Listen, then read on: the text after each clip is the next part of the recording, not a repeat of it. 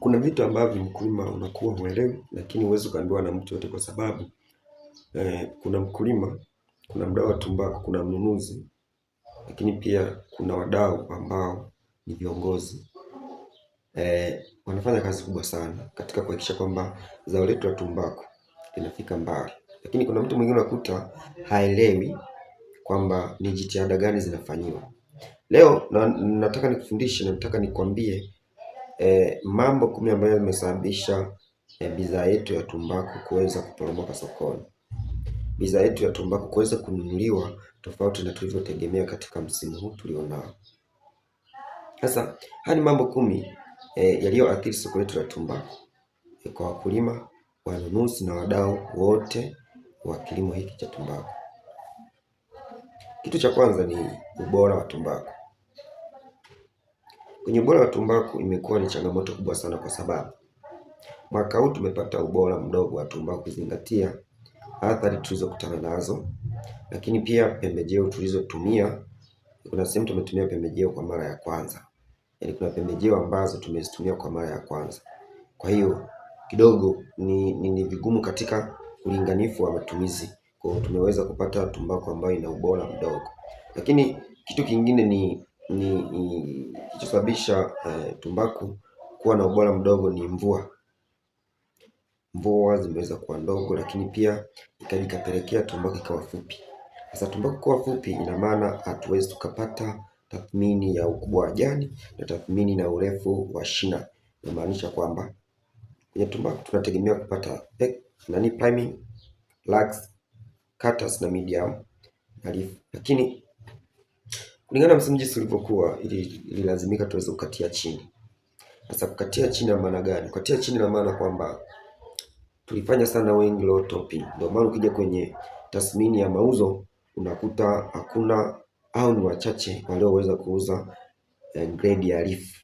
Inamaanisha L10F, L10, L1L, L4L, L2L. Umeona? Grade za leaf zimekuwa chache kwa sababu tumbaku ilikuwa fupi. Na ukija kwenye soko unakuja kuona kwamba hata kama ilikuwa fupi, lakini ni sehemu ambapo tungetegemea thamani kubwa ya uzo, kwa sababu katika tathmini ya mkeka wa bei ambao tulipewa, grade za L ndo zilikuwa na $2 nyingi ambazo zilikuwa 10 katika $218 zilikuwa zenyewe 10 ndani ya 60 na ngapi na 5. Kwa hiyo $2 katika L zilikuwa nyingi, lakini hatujapata. Kwa hiyo ukipiga hesabu unakuta hujauza L na thamani inashuka, kwa sababu ili uweze kuuza L ilitakiwa na tumbaku ndefu na umekatia juu. Sasa ungewezaje ukatia juu ili hali mvua ilikuwa ni ya kusuasua? Kwa hiyo tumeishia kuuza medium ambayo ndio M10, M20, grade za M tumeishia kuuza grade za C, cutters tumeishia kuuza lax na priming ambazo tunazitafsiri kama X. Kwa ubora wa tumbaku ulikuwa chini kulinganisha na mwaka jana, yaani na msimu jana. Lakini kitu kingine, mfumo wa grading. Hii imeweza kutuathiri, lakini hii inatuathiri miaka yote, kwa sababu mfumo wa grading bado uko katika hali duni, kwa sababu wengi tuna grade kwa kutumia macho. Tunagrade tumbaku kwa kutumia macho, tunanunua tumbaku kwa kutumia macho. Hii ni athari kubwa sana, kwa sababu mtu mwingine anaumwa macho au mtu mwingine ana disability, hawezi kutofautisha rangi, kwa inamwia vigumu kuweza kuweka grade ya rangi stahiki. Kwa huu mfumo wa grade kwa kutumia macho ni hafifu sana na utaendelea kutudidimiza. Ushauri hapa, ningeomba mamlaka husika ziweze kuainisha vifaa ambavyo vinaweza kutumika kugrade na kununua. Tusitegemee sana kutumia macho, kwa sababu hivyo vifaa kwenye soko la dunia vipo, tuweze kuvitumia. Sawa? Lakini kitu cha tatu kilichosababishia kuwa na thamani ndogo sokoni na kuweza kuuza chini ya kiwango ni kuchelewa kuuza tumbaku. Msimu unapoanza inatakiwa na masoko yafunguliwe mapema. Mfano mwaka huu masoko yamefunguliwa around mwezi wa 5, lakini kuna watu walimaliza tumbaku kuchoma, kuna watu walimaliza mwezi wa 2 wa 3. lakini kulingana na stoo zetu ambazo unakuta ni hafifu, inapelekea kuweza kuuza tumbaku ambayo ina kiwango kidogo, kwa sababu stoo zetu ni hafifu, kwa tumbaku inazidi kupoteza ubora. Lakini pia godown zetu sio imara kwa sababu godown za vijijini unakuta mvua ikinyesha zinavuja. Sasa kama zinavuja, hiyo ni changamoto kubwa sana. Mfano, tukaingiza leo mtumba labda leo tarehe 25, mnunuzi akaja kununua tarehe leo tumeingiza labda tarehe 25 mwezi wa 5. Mnunuzi akaja kununua tarehe 12 mwezi wa 6. Around kama wiki 3 hivi. Kwa sababu kuna wiki ya kupima, siku na nini. Yaani unakuta mtu amechelewa kuuza tumbaku katika muda stahiki. Lakini pia kuna mtu kujichelewesha yeye mwenyewe. Mtu umemaliza tumbaku yako mwezi wa 2. Unang'ang'ania uweze kuuza tumbaku yako soko la mwisho ambao ni around mwezi wa 6 wa 7. Sasa ni kweli utalitunza ile tumbaku kama inavyotakiwa? Jibu ni hapana. Hicho kitu kuchelewesha kuuza tumbaku imekuwa ni sababu kubwa sana ya kuweza kuporomoka kwa bei sokoni, kwa sababu mnunuzi ananunua anachokiona. Kitu kingine ni kutofuata masharti ya mkataba. Wanunuzi na wadau wa tumbaku, asilimia kubwa kampuni nyingi hazifuati masharti ya mkataba. Mkataba unatuonyesha tumbaku ambayo inatakiwa iwe M10 inunuliwe M10. Lakini kutokana na makubaliano hayo, tumbaku ambayo ilitakiwa inunuliwe M10 inakuja kupewa M30. Lazima mkulima hapo unamuumiza. Mdau mwingine wa tumbaku unamuumiza, hasa mkulima. Kwa sababu ukimnunulia hivyo, ukija kulinganisha katika pembejeo, utakuta yuko low katika hesabu zake, kwa sababu katika mauzo, katika malipo, katika kulipa deni utakuta hesabu iko chini sana, ambapo hawezi kalipa deni, ataraza deni. Hiyo ni shida kubwa, kutokufuata masharti ya mkataba. Tumekubaliana hiki kitu kiwe hivi. Lakini tunapofika sokoni kuna janja nyingi ambazo unakuta mkulima mpaka unakuta kuna ghasia zinatokea, watu wanagombana, watu unaingia katika sitofahamu ambazo kesho na kesho kutwa tunaenda kudrop katika market price katika soko la ndani na la nje, kwa sababu tufuate masharti ya mkataba. Tumefunga mkataba huko hivi na hivi. Basi kampuni zingatieni, lakini pia wadau wote wa tumbaku fanyeni kila mtu kazi yake. Hivyo bei, kitu kingine cha 5 ni bei ya soko la dunia. Wakulima inatakiwa mtambue kwamba soko la dunia uhitaji wa tumbaku umepungua kwa kiasi kile ambacho ni cha matumizi. Kwa hiyo hata bei lazima ipungue, sababu kupungua kwa soko duniani haimaanishi kwamba watu hawazalishi. Watu wanaendelea kuzalisha, isipokuwa sasa uhitaji ni mdogo na tumbaku ni nyingi, lazima bei ipungue. Hiki ni kitu ambacho mkulima ukimwambia kidogo anakasirika. Usikasirike. Bei ya soko la dunia, bei ya tumbaku imeshuka. Hicho tukubaliana, wakulima, imeshuka tofauti na mwaka jana. Sasa kama imeshuka na tumbaku ni nyingi, kinachokuja kutokea ni nini? Kunakuwa na tumbaku nyingi, wahitaji ni wachache. Kwa kama mahitaji ni machache, wanakupa bei ndogo, ambayo ndio kama zile tumeona sasa hivi ni $2, $1, $0 as usual. Kwa hicho unatakiwa mkulima uelewe. Kitu kimetuathiri, na hapa ndio sababu kubwa yote tunayoyaona, kupungua kwa bei ya tumbaku kwenye soko la dunia. Kitu cha 6 kilichosababisha na kuathiri soko kwa mwaka huu ni gharama kubwa za uzalishaji. Nazungumzia hapa pembejeo, nazungumzia wakulima wa daiwaka, yaani gharama zote nzima za uendeshaji wa shamba zimekuwa ni kubwa ukilinganisha na bei soko inayotoa. Kwa gharama zimekuwa ni kubwa. Kwa hata mtu labda asema na kilo 1000 akauza wastani wa, tuseme mtu ambaye ana kilo 1000 ili kufikisha milioni 3 inatakiwa auze $1200, si ndio? Sasa kwenye $1200 huyo ni mtu amelima eka 2. Sasa milioni 3 kwenye pembejeo za kukopa imetoka kwenye eka 3 milioni 3, lakini kumbuke imetoka kwenye eka 2 kwenye eka 2. Lakini kumbuke eka 2 unakuta ina deni hadi ya thamani ya milioni 2.5 hadi milioni 2.8 hadi milioni 2 kwa mtu aliyejibana kulingana na ardhi. Sasa unaniambia kwamba hata unaenda kupata thamani ya faida ya shilingi 800,000 hadi 500,000. Huku na wafanyakazi, huku na mikopo. Utaweza kulipa? Jibu ni hapana. Kwa tathmini ya wastani wa dola 1.2 ambazo dola 1.5 ambazo makampuni mengi yananunua, yani ni wastani tofauti na makubaliano ya wastani wa dola 1.95. Ni tofauti kwa sababu ili uweze kutimiza mauzo tu ya kuweza kulipa deni ni kazi. Bado una wafanyakazi, bado una mikopo, bado umechukua bado umeuza kitu, labda umeuza kitu ulichokuwa nacho kama mifugo, mazao mengine. Kunakuta hapa kwenye gharama za uendeshaji na za uzalishaji kulingana na vitu namna tulivyouza mwaka huu ni losi kubwa.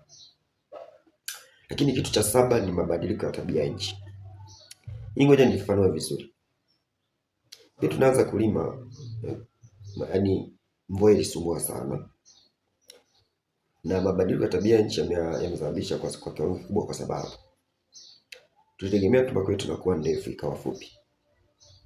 Ukija kuangalia kwenye mkeka wa bei ambayo itakiwa tuuze, dola 2 zipo kwenye cutters, dola 6 zipo kwenye medium ambayo ndo zile M10 M20 zipo pale dola 2, ambazo dola 2 zipo 6 pale. Lakini kwenye grade ya L zipo dola 10 zenye thamani ya 2, yani zipo dola 2 10. Nielewe vizuri. Kwenye cutters zipo 2 dola 2. Kwenye grade ya M ambayo ni medium zipo 6 dola 2, lakini kwenye L zipo 10 ambayo ni grade ya reef. Sasa nakuuliza swali. Msimu huu mvua zimekuwa chache. Wewe mkulima, nakuuliza swali. Na maana mvua zilikuwa chache, tumbaku haikuwa kwenye ubora ule wa kurefuka, lakini wa kupata yani ile chakula ambayo ni rasmi kwamba irefuke, iwe na majani ya afya, iwe na madoa. Ina maana jumla, na maana tulipiga wengi low topping.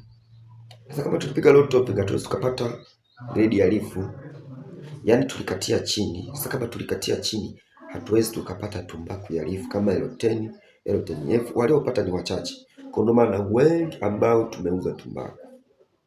Sawa, hicho kitu kimetuathiri. Mabadiliko ya tabia nchi yametuathiri. Ndio maana kuta wengi tunauza tumbaku, tumeuza X, C na M.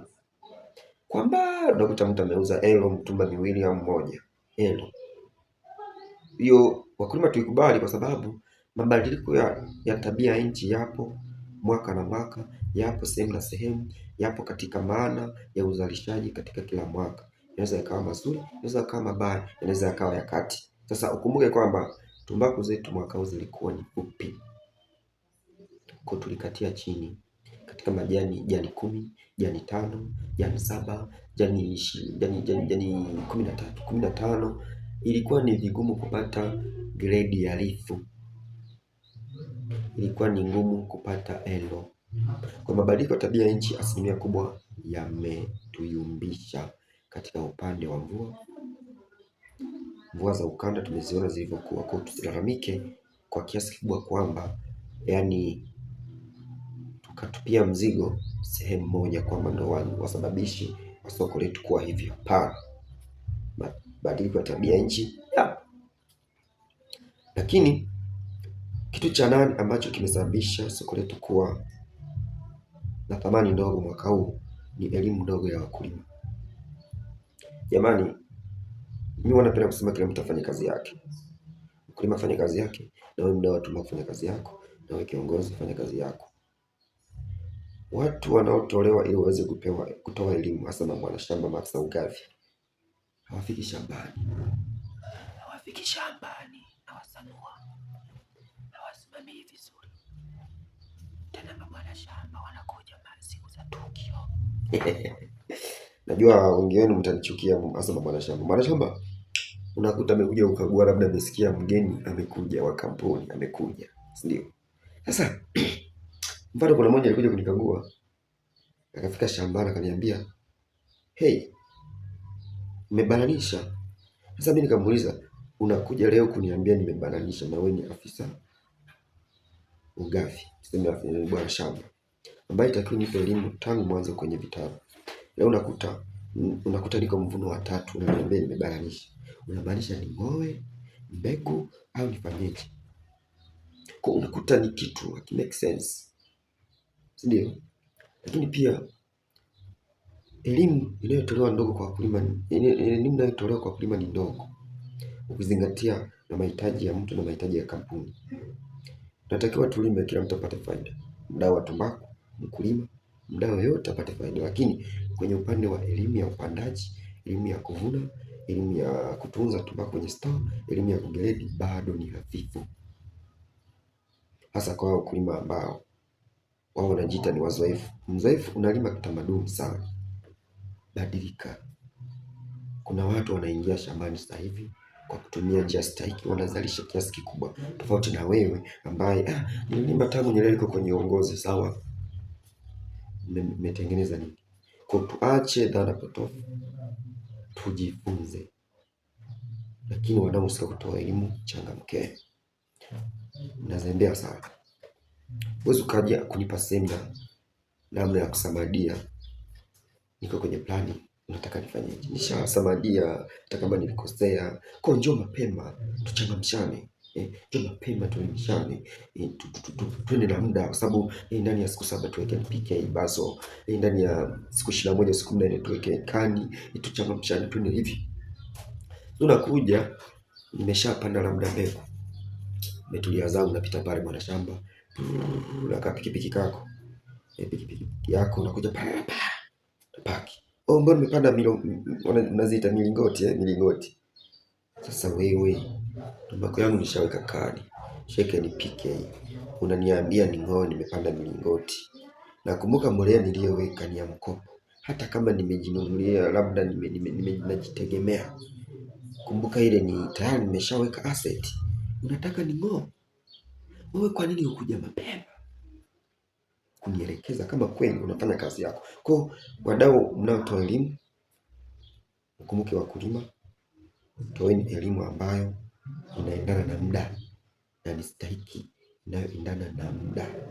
Muda wa kupanda mpe elimu mkulima, muda mabedi mpe elimu mkulima, muda stahiki. Tutaenda sambamba tukifanya hivyo, kwa sababu kila mtu anawishi kufika mbali kwenye kilimo, kwa sababu kina tija. Lakini kitu cha 9 ambacho kinaturudisha nyuma ni rushwa na ukosefu wa uadilifu. Rushwa na ukosefu wa uadilifu, hivi vitu tunavikuta kwenye godown wakati wa ununuzi. Wanunuzi, mkulima, wadau wote tuache kujihusisha na rushwa. Mtu anakupa rushwa ili mnunulie vizuri, ile tumbaku kienda kule kionana na wakubwa, kwa sababu hujamkagua. Yani tuseme tumbaku ya roteni, umeinunua roteni F, au tuseme in simple way tumbaku ya ambayo stahili ipewe C10, umeinunua M10. Ikienda kule kwa wakubwa, watadai mkulima amefunga ngurai. Kumbe wewe ndio umeshiriki kuchukua rushwa ili uweze kumnunulia vizuri katika viwango ambavyo ni vya udanganyifu. Usifanye hivyo. Acheni kuchukua rushwa na acheni kutoa rushwa. Fanyeni kazi kwa uadilifu, kwa sababu tunapenda kilimo kifike mbali. Kwa sababu tunapenda kilimo kifike mbali, let's do this. Changamkia nafasi yako, fanya kazi yako. Kila mtu awajibike kulingana na nafasi yake. Unaeleweka? Rushwa is not accepted. Sawa, unasikiza video, lakini rushwa does not accepted, kwa sababu kuna ambaye atakupa rushwa leo kwa sababu anayo, lakini kuna mwingine ambaye hana, wenda ni mkulima mdogo, unamuumiza. Ifike muda tuambizane ukweli. Nani mwenye haki? Ni wote. Kama ni wote, kusiwe na upendeleo. We don't allow corruption. Corruption must be ended. So I think you can understand what I just talking this moment, but make sure that everyone must do his her own or his or her responsibility. Yani fanya kazi yako wewe. Umeitwa kununua, nunua. Umeitwa kufanya kifanya hicho ulichoambiwa, pasipo kujihusisha na mambo mengineyo. Mkulima ana mitumba 20, anakulazimisha umpe mauzo ya milioni 15 kweli? Kwa sababu ya rushwa? Hamna kitu ambacho kipo. Unataka hela nyingi, mkulima alima sehemu kubwa, acha kujihusisha na mambo ya rushwa. Tunatengeneza bombe kwa sababu tumaki kienda kule. Watasema mkulima huyu mwenye TTB hii hapa alifunga Bulaya. Ila ulifunga kweli, ila kwa sababu umelazimisha tumeko yako ya siteni, umemlazimisha mkulima kwa rushwa aweze kuinunua ile 10,000, ile ni ngulao imedanganya. Kwa mkulima tuache tabia hizo, na wewe unayepokea acha tabia ya kupokea. Tuko pamoja? Imeeleweka. Lakini kitu kingine cha 10 ni sera ya kampeni za kupunguza matumizi ya tumbaku duniani. Wakulima tukubaliane na hili. Shirika la Afya Duniani lina sera zake ambazo natakiwa kiasi kinachotumika tumbaku kipungue, hasa mwaka huu zime implemented so much. Lakini ifike muda tu tunaambizana ukweli. Uzalishaji wa kilimo cha tumbaku kwa mwaka huu au hii mwaka huu umekuwa kwa kiasi kikubwa. Lakini hasa uzalishaji labda wa sigara, mambo mengine kwa mimi sivute chini ya miaka 18, lakini pia ni hatari kwa afya yako, nadhani wao mnaona. Lakini ni sera ambazo zinaundwa duniani kwamba tumbaku ina madhara makubwa.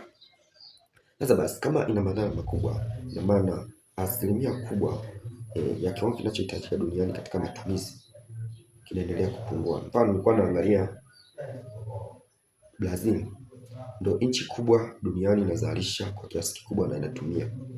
Lakini China pia inazalisha kiasi kikubwa. Zimbabwe kwa Afrika, Zambia inazalisha sana, Malawi. Tofauti na sisi Tanzania, wao wamefika mbele sana katika uzalishaji. Lakini ukiangalia Brazil wana matumizi per day, wanatumia kilo milioni 3 per day za tumbaku. Sasa unaweza kukuta wao wanazalisha lakini bado wanahitaji kununua kiasi kingine kwenye yani kutoka nchi za nje ili kuweze kusatisfy matumizi yao. Lakini sasa shida inakuja ni nini? Tumbaku inapokuwa inazalishwa kwa kiasi kikubwa tofauti na matumizi au na matakwa, kinakuja kitu kinaitwa low demand, mambo ya low price, si high demand. Wa uchumi unaelewa. Kitu kinapokuwa kingi katika mazingira ambayo kinahitajika, thamani inapungua. Ndio kinachotokea. Sasa hii sera ya kampeni za kupunguza matumizi ya tumbaku duniani ipo. Kiangalia kufuatia sana kwenye WHO ipo. Kwa hiyo ni moja ya vitu ambavyo hivi vimeweza kusababisha sisi kuweza kufanya kuwa na soko ambalo limefanyika kiasi ambavyo tukulitegemea. Na mkulima analalamikia kampuni, analalamikia nani? Mimi kitu cha kuweza kumlalamikia kampuni ni katika kununua chini ya wastani tulikubaliana $1.95. Kampuni inakuja inakupa $1.2.3. Hicho kweli ni makosa makubwa. Hicho kampuni mimi nakulalamikia sana. Hapo hujacheza fair play kabisa. Hapo umetuumiza. Kweli uongelewe. Sababu kwenye wastani pale tulikubaliana $1.95 kwa kilo. Lakini ukipiga hesabu kwa kilo, mfano kama mimi nikipiga hesabu kwa kilo unaweza $1.3. Kwa ni loss kubwa sana, ni loss kubwa. Kwa unaweza ukajua kwamba ni mambo gani mkulima anapitia kwa wewe kununua chini ya kiwango. Ila baadhi ya kampuni zimejitahidi, zimeenda hadi 1.8 kwa kilo, $1.6, $1.5, $2.1 zimejitahidi, lakini wakulima wengi wameumia sana katika hesabu zao za malipo, ununuzi, malipo, madeni. ni hasara kubwa kwa mkulima ambayo imejitokeza kubwa, ambapo sijui tutaimanipulate vipi, watu tutaicompensate vipi. Hayo ni mambo ambayo itakiwa tuachie wakubwa, lakini mkulima mpaka sasa aliyekwisha uza ana hali mbaya, na ambaye hajauza anawaza niende kuwa na hali mbaya, ndio anachojiuliza sasa hivi. Lakini hali ni mbaya, kununua chini ya wastani. Wataraza vyama vingi vitakufa, wakulima wengi watakimbia kilimo hiki. Huo ndio kweli. Wale wenye moyo sugu kama mimi, ambao ndio tunategemea kama kazi zetu za kila siku, tutaendelea kulima. Tuna imani kwamba siku mambo yanakuja, siku njema inakuja, mambo yatakuwa vizuri.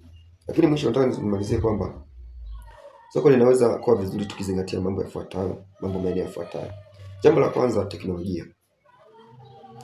Kama tunataka soko letu liwe vizuri, tunahitaji kubadilika katika teknolojia kwenye upande wa grading na ununuzi. Tutumie vifaa fulani ya kuweza kutumika katika grading na ununuzi. Kama kifaa unakiweka kwenye mtumba, unakiweka kwenye bero, maana hii ni M10 inasema na grama na labda na price kinasoma fresh, unaandika hivyo pasipo kutegemea macho. Tukitegemea macho tutaumizana sana. Hiyo namba moja. Lakini namba mbili, uadilifu. Must stop corruption. Corruption will burn us. Hiyo ni kweli. Naomba uzingatie. Corruption itatuumiza, itatuunguza. Fanya uadilifu, kila mtu afanye kazi zake, lakini pia kila mtu awe mwaminifu na mwenzake. Lakini mkulima nao uwe mwadilifu. Kwa nini mkulima anauza pembejeo rejareja ulizokopa? Kwa nini wewe mkulima unauza tumbaku rejareja? Yaani wewe umelima unauza tumbaku rejareja? Acha, tuwe waadilifu. Soko litakuwa vizuri. Tuwe waadilifu. Lakini kitu kingine, elimu kwa wakulima. Watu wanaohusika na kutoa elimu, iwe mtandaoni, iwe kwenye semina mbalimbali, sehemu yoyote ile, kama ni afisa ugavi, bwana shamba, mdau wa kilimo hiki, toa elimu sana kwa wakulima kuhusu uvunaji, ulimaji, upandaji, usamadiaji, ili kuweza kuzalisha tumbaku nyingi kwa matumizi machache ya pembejeo. Kwa tutoe elimu stahiki ya kuweza kuhakikisha tuna maximize the profit ya mkulima, tuna maximize production yenye tija. Tutoe elimu. Tuache kulima kiholela, tuache kulima kitamaduni, kimila, tulime kiuwekezaji. Iwe inavutia hata mtu anapoenda kukopa labda milioni 5 aweze kulima eka 10. Nilikuwa naongea na mkulima mmoja kwenye mitandao ya kijamii, ananiambia kwamba alikopa milioni 5 akalima eka 5. Nimeshangaa sana. Mimi hizo milioni 5 nipo nalima eka 8, eka 10. Kwa sababu wakulima wengi wenye mitaji mna changamoto moja. Wewe unajua ni mkulima, una milioni 5 zako mfukoni, unajiweka uboss. Ama boss, I will pay anything. Utakuta mfukoni una chochote. Kuna kazi zingine takiwa uingie wewe kama wewe. Mlipe mfanyakazi pale ambapo kazi imekuwa ngumu na inatakiwa iendane na muda. Sio kila kitu you make it as your boss. Umefika kwenye limit time. Ndugu yangu, kuna vitu vingine inatakiwa wewe uingie kazini, uingie mjengoni. Sio kujitengenezea kwamba mimi ni boss, siwezi nikafanya kazi, nitaajiri na nitalipa. No. Kwa tutoe elimu ya uwekezaji, tutoe elimu ya uadilifu. Lakini pia uwekezaji ni muhimu, kwa sababu hebu fikiria mtu labda mwaka ameenda benki amekopa. Hiyo hela atairudisha. Yuko kwenye very dangerous, kwa sababu ni hela nyingi ambayo umepata. Sababu kwa mfano makao labda umekopa hizo milioni 5, ukafanya mauzo ya milioni 8, ni kosa kubwa umepoteza. Na inaweza ikatokea kwa sababu ya bei yako sokoni na jinsi tumbaku linavyonunuliwa kwa makao. Sasa hapo kidogo naona kuna ukosefu wa elimu ya uwekezaji. Jamani, wakulima tujaribu hata kutembelea mitandaoni, kufanya wapi search, mentors wanaoelekeza mambo ya uwekezaji nini, you get something. Na kuna wekeza kwa kitu ambacho unajua hata nikiomba hapa hela yangu inarudi. Sasa umekopa hizo milioni 5, umewekeza, imekupa product negative. Hivi unafikiri benki utamueleza nini? Nakuja kuchukua ulichoweka dhamana kama nyumba na vitu vingine hivyo. Tuwe na elimu ya uwekezaji, mambo mengineyo, ili tuweze kufika mbali. Lakini kitu kingine, ili soko letu liweze kuwa vizuri, inahitaji tuwe na ushirikiano mzuri kati ya mkulima na mnunuzi. Kuna mtu unaweza kukuta soko ni nzuri, ili ukakuta mkulima amelewa, anakuja kuuza tumbaku amelewa. Unamdisturb mnunuzi, anaogopa. Sasa itafika muda sasa mnunuzi anakuja kununua tumbaku, amesindikizwa na mapolisi na magwanda, wanakuja kununua tumbaku. Na tusifike huko. Lakini pia mkulima, kwa nini uje umelewa unakuja kuuza mali ambayo umehangaikia mwaka mzima? Mzima utakuja umelewa. Mnunuzi atakutambuaje? Pombe ni pombe, unaweza kujisahau ukamtia ngumu. Ukajisahau tumbaku naona ni nzuri, baadaye muongee, wala hapo umenipa X1 euro, itakiwa unipe 60. Kakuta baadaye mwambie maneno, unampiga ngumi. Ushaharibu soko. Ushaleta taharuki fulani kwenye mazingira ambayo yatakiwa ya salama. Kwa hiyo wakulima tujitambue katika sehemu ambayo tusiwe na enga, sio tunaogopa. Tuendane na mazingira ambayo yanahitajika, tuende namna vile. Yaani tusiwe ni watu wa kujiamlia mambo, lakini pia tukipita kwenye hali ngumu tukubali, tukitegemea kesho njema. Ukiona mkulima siku zote amelima mwaka wao amekosa, anakuambia silimi, una moyo mvumilivu. Mkulima anatakiwa na moyo mvumilivu, moyo mgumu, moyo wenye dhana ya kubadilika, na moyo wenye dhana ya mahesabu ya mbali katika mini kusema kwamba nimewekeza na nitawekeza, nitaendelea kuwekeza. Naomba nikukumbushe kwamba dunia ilikofikia sasa, vitu vya kuwekeza ni hivi kwenye kilimo na teknolojia. Kilimo na teknolojia. Teknolojia na mambo mengi. Hata video nayoona ipo kwenye upande wa teknolojia. Lakini nazungumzia mambo ya kilimo. Kilimo, teknolojia. Hivi sasa wewe unasema shilingi unaenda kufanya lima. Mwaka majuzi soko lilikuwa kidogo halijachangamka, watu wakata tamaa wa kulima. Msimu 2023 24 watu wakataa kulima. Sisi wenye roho ngumu tukaendelea kulima, tukakutana msimu wa 2024 25 away. Kuna ambaye kucheka. Hebu tupia comment hapo kama ulicheka msimu mwaka jana. Mimi nilicheka kwa nafsi yangu kwa sababu mvumilivu hula nyama. Anasema mgagana upo hali wali mkavu. Kwa tuligagana ule msimu wa mwaka jana, tukala wali wenye viunzi. Kwa hiyo naomba nikukumbushe kwamba tusikate tamaa, tuendelee kulima. Lakini pia wadau wa tumbaku, tujaribu kusolve zile problems ambazo zimejitokeza mwaka huu, ili mwaka kesho tufanye vizuri sana. Lakini pia nakuomba wewe usitoke kufanya kazi hizi. Hata kama kitukano kama mimi, natukana sana kwenye mitandao ya kijamii kwa sababu wanaelimisha sana, natia watu moyo. Muda mwingine waachana ukweli, kwa sababu ninapofika kwa mizana ukweli tunamizana ukweli. Na nitukana, I don't care about you. Ipo siku utaelewa ninachokifanya, lakini ipo siku utaelewa ukweli ni upi. Lakini panapofika kwenye ukweli tunamizana ukweli, sababu ukweli huwa hajifichi. Nuru havichangamani na giza, haijawahi tokea. Kwa hiyo mimi nikusihi, endelea kuwa na moyo huo wa kuweza kujitofautisha na mwenzako. Wanasema kwamba watu wengi tunaharibika kwa sababu ya marafiki tulionao. Rafiki ulionaye anaweza kukupa faida au kukupa hasara. Ninazungumzia kwenye hasara. Huyo wa faida endeleana naye. Rafiki wa hasara ni huyo. Unaweza ukawa na rafiki ambaye ana low think capacity, ana uwezo mdogo wa kufikiri. Atakachokifanya atakuambukiza na wewe uweze kuwa na uwezo mdogo wa kufikiri. Kitakachoenda kutokea ni nini? Ni turn over of plan B alternative ya attitude. Yaani wewe badala ya kufikiri mbele utaanza kufikiri kurudi nyuma. Ndio kama hivyo. Una rafiki anakuambia naacha kulima tumbaku, naacha. Kumbe yeye kipindi analima alikuwa anajiwekeza, anaenda zake kuishi town. Wewe kumbe bado ulikuwa kwenye hatua ya kujikongoja, unaacha. You will suffer my friend.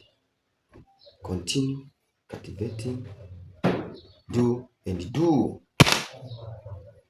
Lima bana wewe. Kwa hiyo asante sana, subscribe, kumbuka share, like, share and comment. Mengi tutajifunza zaidi na zaidi katika maana ambayo ni stahiki. Asante.